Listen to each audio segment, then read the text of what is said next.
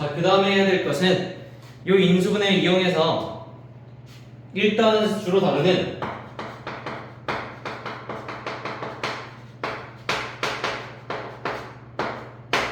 나눗셈 문제를 어떻게 풀 것인가에 관한 얘기였지. 나눗셈 문제 풀이 방식은 크게 세 가지. 직접 나누기,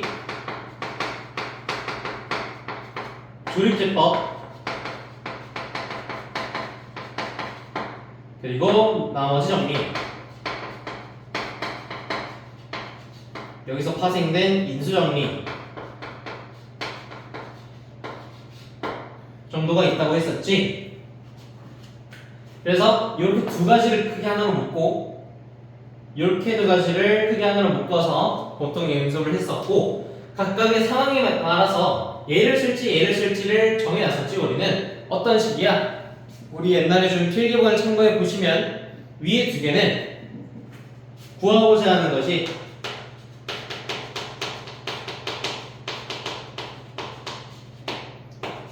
fx거나 gx거나 혹은 qx와 rx 둘 다거나 이 경우에 사용한다 했었고, 아래 거는 fx를 구할 때 그리고 qx와 rx 중에 하나만 구할 때 그런 경우에 아래 거를 쓴다고 얘기를 했었지. 그럼 선생님이 fx, gx, qx, rx가 뭔데요? 를 하기 위해서는 우리가 이걸 되짚어 봐야 되지. 바로 나눗셈 기본식. 뭐야? fx는 gx, qx 플러스 rx다. 어떨 때 쓰는 거야? 어떤 식 fx를 gx로 나누었더니 몫이 qx고 나머지는 rx인데,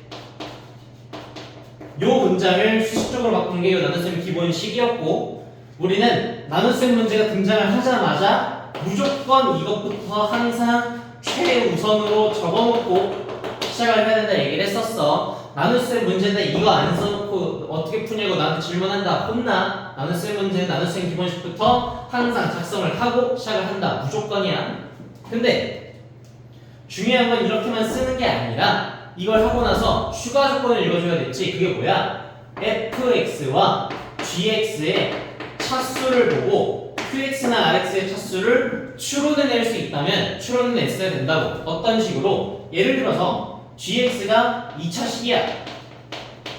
그러면 rx는 무조건 1차식보다는 차수가 작아야 된다. 1차식이거나 0차식, 즉 산수항이거냐, 그런 식으로 풀어야 된다고 얘기를 했었지. 그래서 요거 gx의 차수 보고 rx 찾기가 1차적이었고, 그 다음 fx와 gx의 차수가 모두 나와 있다면 qx도 유추해낼 수 있잖아. 예를 들어 gx가 2차식인데 fx가 4차식이야. 그러면 2차에다 얼마를 곱해서 4차가 되겠어? 2차겠지. 그러니까 qx는 2차식. 이런 식으로 qx도 차수를 추론할 수 있다면 추론해 주셔야 된다라는 것. 그래서 나눗셈 기본식을 쓴 후에 qx와 rx의 차수를 확인할 수 있다면 확인을 해야 돼. 요거까지가 최우선 과제다 라고 얘기했었어. 이걸 한 다음에 문제를 보고 얘를 쓸지를 정하는 거야. 그런 식으로 얘기를 했었다잉. 잠깐.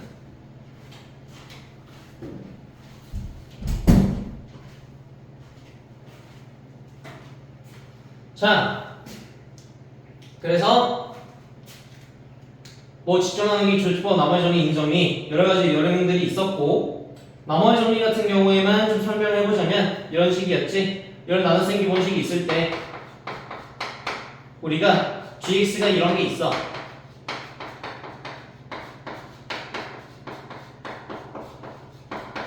그럼 우리가 해야 되는 풀이가 일단 gx 차수 보고 rx는 1차 라는 것 측정한 다음에 gx를 인수분해하여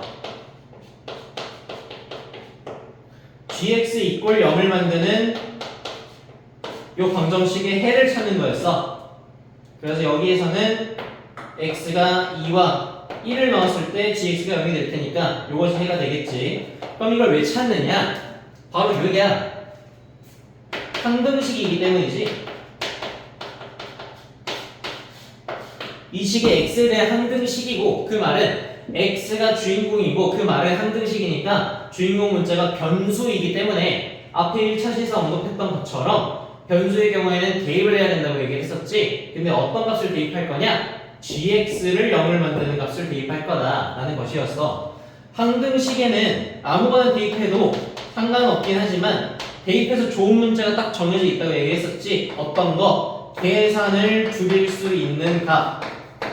어떻게 줄여? 예를 들어서 0을 만들어내는 값. 이런 게 매우 중요하다고 얘기를 했었지. gx를 0을 만들 수 있다면 그 값을 대입했을 때 이 부분이 0이 곱해서 싹 다 날아갈 거니까 식에서 얘랑 얘밖에 남지 않을 거란 말이야. 식이 굉장히 간단해지겠지. 그런 의미에서 얘를 판단한다 라고 쓸 수 있는 거야. 이게 나머지 정리 같다. 왜? 이거를 집어넣으면 이런 식으로 등장할 거니까 예를 들어서 x에 2를 넣었다. 그러면 앞에 부분은 0이 되어서 날라갔고 여기에 2가 들어간 요런 식만 나올 테니까 그리고 1을 넣었을 때는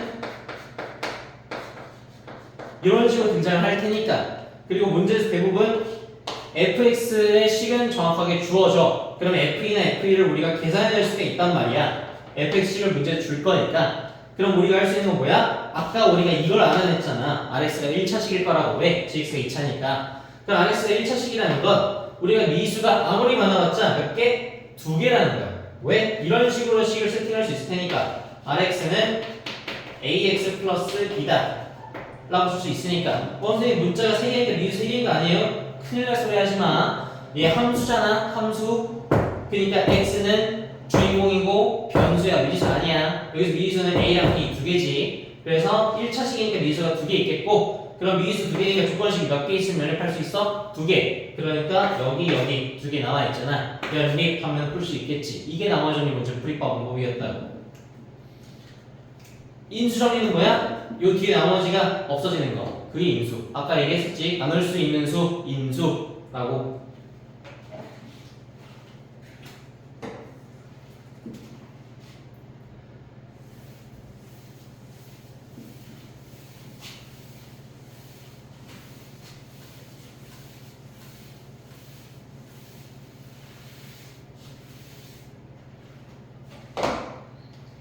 자, 그 다음에 언급할 건 조리제법 정도.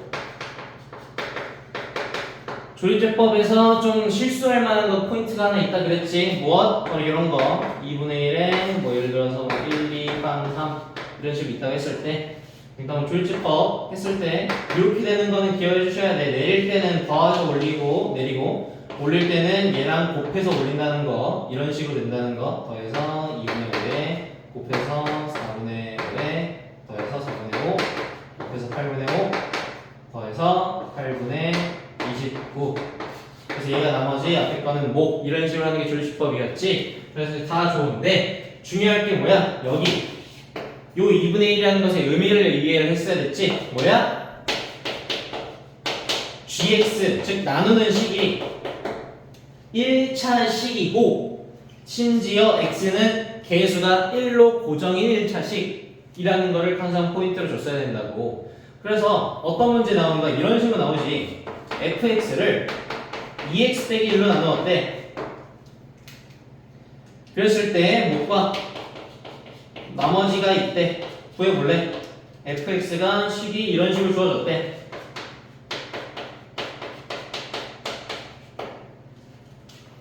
그러면 우리가 조리제법을 써서 3, 0, 4, 5에 이거니까 2분의 1 적어서 열심히 풀어보면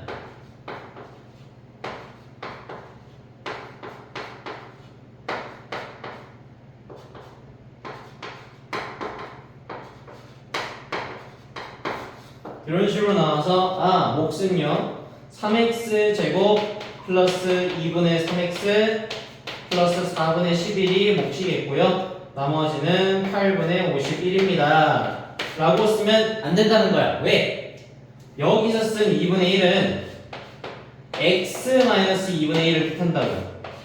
근데 우리의 gx는 지금 뭐야? 2x 빼기 1이어야 된다고. 지금 차이가 나잖아. 당연히 목과 나머지도 다르겠지. 어떤 식으로 차이가 나?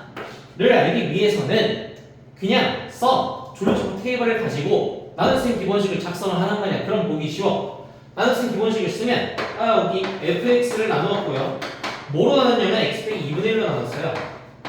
몫은 얘고 나머지는 얘예요. 저거.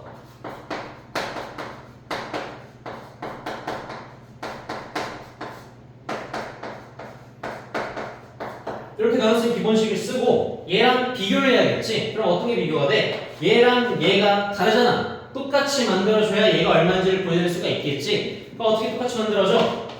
곱하기 2를 해야 2x 빼기 1로 만들 수가 있겠지. 앞에 식을. 그러면 여기다 곱하기 2를 하고 아무 뒤에 거를 바꾸지 않으면 그냥 멀쩡한 것을 곱하기 때려버린 거잖아. 당연히 위의 식이 아래 식이 같겠어? 다르겠어? 당연히 다르겠지. 우리가 뭔가 변화를 해줬으니까 뒤쪽에는 그걸 상쇄할 수 있게 만들어줘야 될 거야. 어떻게? 곱하기 1을 했으니까 여기는 나누기를 해서 상쇄를 해줘야겠지. 아무 짓도 안 하게 되도록. 즉 여기 뒤에 올 식은 이런 식이 등장을 하겠지. 얘를 2로 나누어서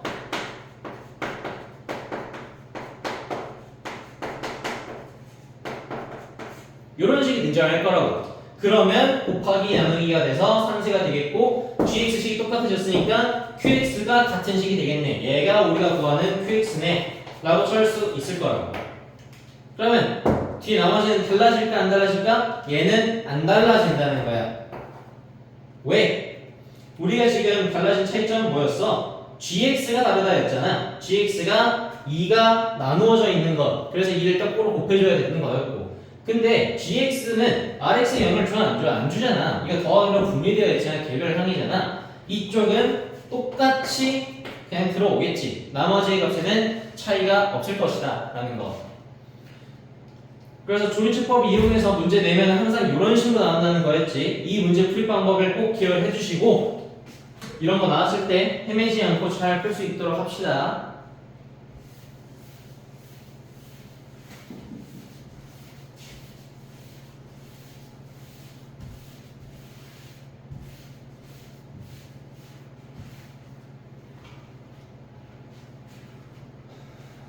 자, 그 다음에 볼 것은 방정식.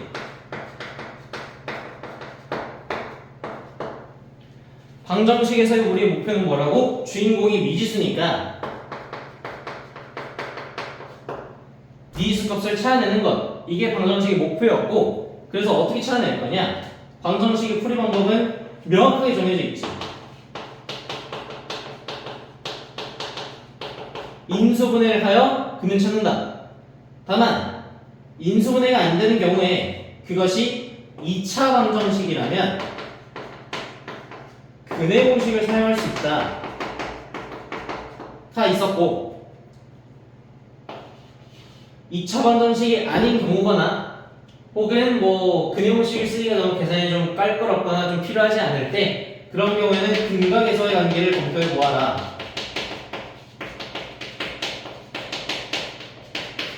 라고 얘기를 했었단 말이야. 그래서 방정식 풀이 방법은 크게 세 가지. 인수분해, 근해 공식, 근각에서의 관계 라고 생각해 주셔야겠고 그 중에서 인수분해는 앞에 자세히 검토했으니까 넘어갈겠고 근해 공식도 공식을 모여되었다고 얘기하지 마. 공식은 알아야 돼. 공식을 아는 상태에서 언제 쓴다? 2차 방정식에서 사용한다 라는 것만 기억해 주시고 중요한 건 뭐야? 2차 방정식인데 인수분해가 안 돼. 그러면 어떻게 풀지 하고 벙치지 말고 망설임없이 근해 공식을 쓰라는 얘기야. 인수분해가 안 돼. 2차 방정식이야? 근해 공식 써. 그냥 그럼 풀려. 이해되겠지? 근해 공식 안 쓰고 어떻게 풀지 멍 때리고 있지 마. 제발 시간 낭비하지 말고. 얘네를 너네가 맨날 헷갈리니까 한 번만 더 언급하고 갑시다. 근각에서의 관계. 두 근을 알파랑 베타라고 하고 어떤 방정식 예를 들어서 이런 2차 방정식의 두 근을 알파 베타라고 했을 때 두 근의 합, 두 근의 곱, 두 근의 제곱합 그리고 두 근의 차 요 네 가지의 값을 계산해놓고 들어가는 것 이 근각에서의 관계였지. 그 후에는 이 방정식, 이 조건식들을 곱셈 공식을 이용해서 변형해가지고 예를 들어서 이런 걸 찾거나 뭐 이런 걸 찾거나 하는 문제들이었지. 그래서 공식은 이거였다. 마이너스 a분의 b, a분의 c 그리고 여기는 요 합과 곱을 이용해서 변형시켜내는 것 합을 제곱하여 차를 두 번 빼면은 요식이 등장할 테니까 또 얘는 중요한 중간 다리가 있었지. 이걸 꼭 기억해줘야 돼. 우리는 먼저 알파 마이너스 베타의 제곱을 구한 다음에 루트 씌워서 구할 거다. 그럼 이 안쪽에 들어가 있는 이 제곱식은 어떻게 구하냐? 알파 마이너스 베타에 그거는 똑같이 합을 제곱하여 이번엔 곱을 4번 빼주면 알파 마이너스 베타의 제곱식이 나올 테니까 여기에 루트 씌워서 구할 거다 라는 거. 요 방식을 기억을 해주시는 거야. 외우는 게 아니야. 원리 이해하면 당연한 거지. 그래서 요 방식이 다른 어떤 조건식들을 구할 때도 똑같이 사용이 돼요. 예를 들어서 알파 4제곱 더하기 베타 4제곱을 구할 거야. 그럼 어떻게 구하겠어? 이거랑 비슷한 식으로 가는 거야. 알파 제곱 더하기 베타 제곱은 어떻게 구했어? 1차식을 제곱하여 2차식의 합을 얻어낸 거잖아. 그럼 얘는 어떻게 하겠어? 2차식을 제곱하여 그 둘의 곱을 빼가지고 구하겠지. 그럼 얘는 어떻게 구한대요? 알잖아. 이렇게 구한다고. 그래서 2번 쓰면 되겠지. 이런 식으로 비슷한 원리로 풀 거라고. 이런 것도 마찬가지. 루트 알파 플러스 루트 베타. 이런 거 어떻게 찾나요? 는 얘를 제곱해서 그 식을 찾은 다음에 루트 씌워서 구할 거야. 어떻게? 이거랑 비슷하게 간다는 거지. 요 안에 건 어떻게 하는데요? 전개해봐. 전개하면 요거에다가 요거라는 걸 우리는 알고 있으니까 전개된 식이 구할 수 있잖아. 합 알고 곱 아니까 이런 식으로 구할 수 있을 거라고. 여기다 루트 씌우면 정답 나오겠지. 이런 느낌. 이게 근각에서의 관계였다라는 것. 그래서 이런 방식으로 풀린다라는 거 꼭 기억해 주시고 요 만들어지는 식에도 조건이 걸려 있었다는 거, 규칙이 걸려 있었다는 거 기억해야 돼. 어떤 규칙? 분모는 A로 고정, 부호는 마플 이런 식으로 반복된다. 분자는 B, C, D, E, E 이런 식으로 계속 간다는 거. 그래서 2차 방정식에만 근각에서의 관계 있는 게 아니라 3차에서도 똑같이 사용할 수 있다고 얘기를 했었지. 어떻게? 여기에 세근 알파, 베타, 감마에 대해서는 이런 식으로 될 거다. 한 개의 항자리들이 합, 두 개의 항자리들의 합, 마지막은 세 개의 항자리들의 합. 이런 식으로 계속 불려나갈 거고 그 값은 분모는 A, 부호는 마플, 분자는 B, C, D로 갈 거라고. 이런 식으로 규칙이 있다는 거 외워주셔야겠다. 또한 근각에서의 관계가 쓰이는 특수한 표현이 있다 그랬지. 문제에서 이런 표현이 등장하면 근각에서의 관계를 반드시 검토하여라. 어떤 거? 무슨 방정식에 근을 무엇이라 하자 라는 표현이 등장하면 근각에서의 관계다. 다만 이 표현이 한국말이니까 당연히 뒤에 서술보는 좀 바꿔서 낼 수 있어. 어떤 식으로 내냐? 이런 식으로 낼 수 있겠지. 예를 들자면 무슨 방정식에 근의 B가 뭐 2대 1이다. 두근의 B가 라고 얘기를 한다면 우리는 비율 관계가 나왔을 때 이 K랑 K네요 라고 두고 시작을 해야 되고, 그럼 이걸 다시 읽으면 무슨 말이야? 무슨 방정식의 근은 2K, 3K라 하자 라고 다시 읽을 수 있는 거잖아. 그러면 근각에서의 관계를 다시 읽을 수가 있겠지. 이런 느낌이라고. 그래서 결국 방정식의 근을 어떠한 문자들로 표현해낼 수만 있다면 그건 근각에서의 관계로 갈 확률이 매우 높다라는 거야. 그래서 이 근각에서의 관계 풀이가 중요한 것이고. 이해되겠죠?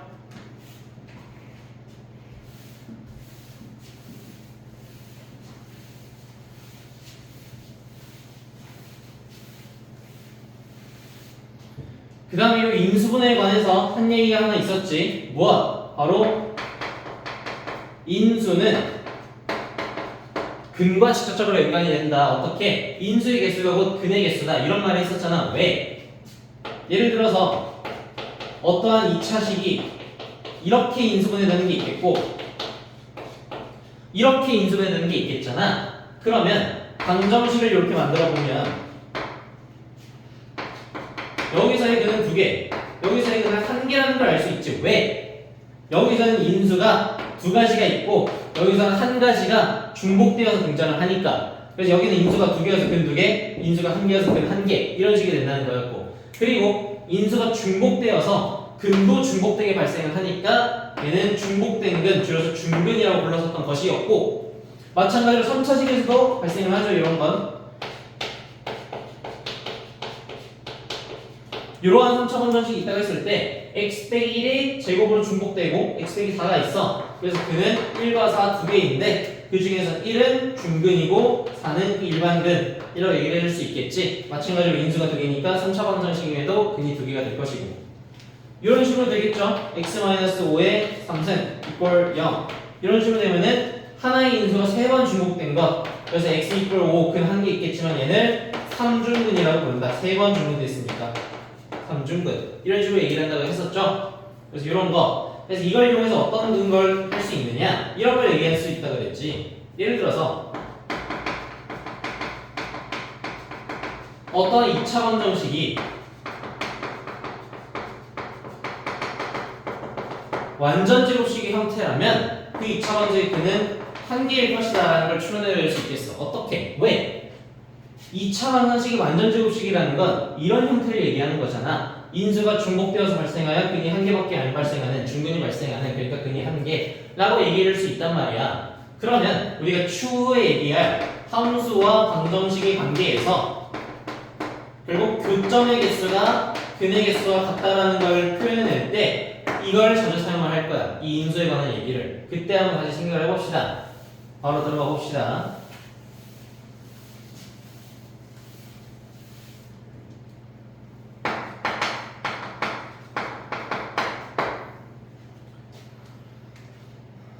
함수는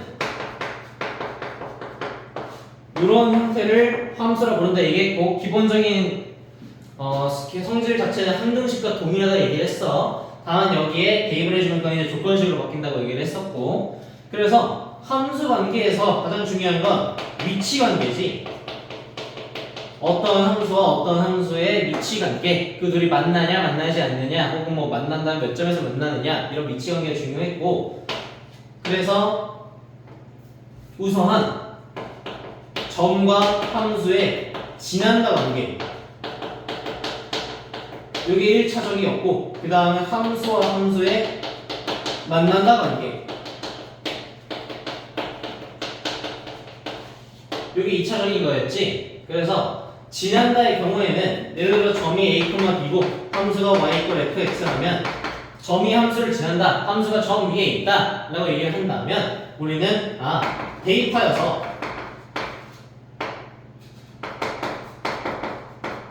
이러한 조건식을 얻어내는 게 목표겠다, 당연히 해야 되는 짓이다 라고 얘기를 했었고, 함수와 함수가 만난다라면 예를 들어서 이 함수와 이 함수라면 중간에 많은 과정이 있었지만 결국 결론은 fx = gx라는 방정식을 만들어서 그 방정식의 근을 찾으면 그것이 교점의 x좌표가 될 것이다 라고 얘기를 했었잖아. 그래서 교점의 개수가 곧 여기서의 근의 개수로 분명히 될 것이다 라고까지도 얘기를 했었고, 그래서 우리가 근의 개수를 판별해내는 것은 여러 가지 방법이 있었지. 만약에 2차 방정식이라면 판별식을 사용해 볼 수 있겠고, 2차가 아니라 3차, 4차 방정식이라면 판별식을 사용할 수는 없으니까 인수분해를 통해서 확인해 볼 수 있겠고, 혹은 그래프를 직접 그려서 교점이 몇 개 있는지를 직접 눈으로 확인해 볼 수도 있겠지. 그래서 이런 거를 함에 있어서 근과 개수, 근의 개수가 교점의 개수다 라고 해석해 볼 수 있겠다라는 것, 그 정성에서 인수분해가 근의 개수를 판별하는데 아까 방정식에서 봤던 것처럼 사용될 수 있다는 것도 볼 수 있겠다. 그리고 요 함수와 함수가 만난다를 함에 있어서 너네가 맨날 까먹는 거 가로선, 세로선 제발 좀 기억해. 가로선 이렇게 생겼고 세로선 이렇게 생겼다고 맨날 착각하는 거. 쌤, 가로선 가로잖아요. 가로는 x죠. 얘는 x 이퀄 뭐이라고 식을 쓰겠네요. 맨날 헛소리 짓거리는 거 아니라고 몇 번 얘기를 해. 어떻게? 요 가로선 위에 있는 점들을 봐. 이 점들을 찍어보면 이 점과 이 점의 x좌표가 같아? 당연히 다를 거 아니야. 가로로 다른데 여기 x좌표 1이면 여기는 2겠지. 이런 식으로 볼 수 있잖아. 당연히 가로선 위에 있는 점들은 가로로 다르기 때문에 x 성분들이 달라. 그럼 뭐가 똑같아? 요 높이 성분이 같잖아. 요 점이는 높이가 계속 여기잖아. y 값이 같다고. 즉 얘는 y는 무엇? 여기 상수 들어가는 거. 이게 가로선의 식이라고. 마찬가지로 세로선은 가로 정도의 동일하고 높이는 계속 다르잖아. 그러니까 얘는 x는 무엇? 이라는 식의 형태로 나타내진다는 거. 제발 좀 기억해. 그래서 얘가 y축, 얘가 x축이 틀렸으니까 x축과 y축을 갖고 어떻게 쓴다? x축은 y가 0인 점들, y축은 x가 0인 점들, 이렇게 식을 쓴다고 얘기를 했었지. 제발 기억을 좀 합시다. 이해되겠죠? 그래서 문제에서 주구장창 나오는 어떠한 함수 y는 fx랑 x축의 교점 이라 얘기를 하면은 이거는 함수와 함수의 만난다 조건이라는 걸 읽어볼 수 있어야 돼. 왜? x축을 그냥 축으로 읽는 게 아니야. 우린 이러한 식으로 y는 0이라는 y 이퀄 gx 형태, 근데 gx가 이퀄 0인 이런 함수 형태로 x축을 읽을 거니까 함수와 함수가 만난다서 생기는 교점만을 얘기하고 있는 거라고. 즉 우리가 해야 되는 건 이러한 방정식을 fx와 y x축의 함수인 이퀄 0의 방정식 만들어서 근 찾아야 된다고. 그래야 fx와 x축의 교점 얘기를 할 수 있을 거라고. 꼭 기억을 해주세요. 이해되겠죠? 지금 내가 속도를 굉장히 빨리 해서 풀고 있는데 우리 개념 시간에 한 번이 아니지. 솔직히 내가 이 내용을 거의 20번도 넘게 했잖아. 20번도 넘게 하면서 내가 20번도 필기했고 20번도 안 해왔던 그게요. 이라서 빠르게 넘어가고 있고 필기 내용 보시면은 내가 지금 한 것보다 훨씬 몇 배는 더 자세하게 설명해 놓은 게 너네 필기에 그대로 적혀 있을 거야. 제발 그거를 보고 지금 설명으로 부족하다 싶으면은 그 필기본 들어가 보면서 제발 복습하세요. 너무너무 중요한 내용이야. 알겠지?